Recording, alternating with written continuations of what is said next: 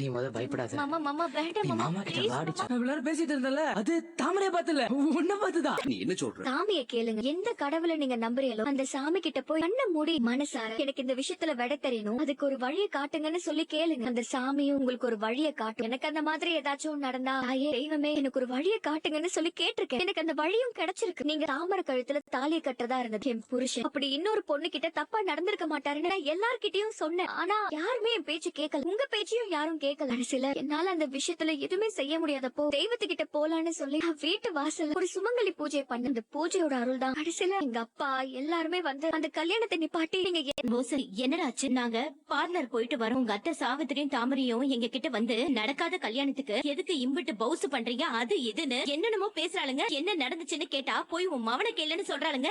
என்னாச்சு போஸ், என்ன நடந்துச்சுன்னு சொல்லு. ஏப்பா நான் கேட்டுட்டே இருக்கேன், நீ எதுவுமே சொல்லாம அமைதியா இருக்க. நீ நீ நீ எந்த மம்புக்கும் போலல, நீ பாட்டுக்கு வீட்டுல தானே இருந்த. அந்த சாவித்திரியும் தாமரையும் சொன்ன மாதிரி எதுவும் நடக்கல.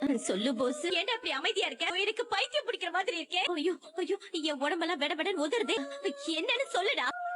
இவ்வளவு நேரம் ஆச்சுன்னா அவ அப்பாவை பார்த்து எல்லாமே சொல்லிருப்பாள்லமா. மாமா நீ கொஞ்சம் போன் பண்ணி என்னன்னு பேசுமா.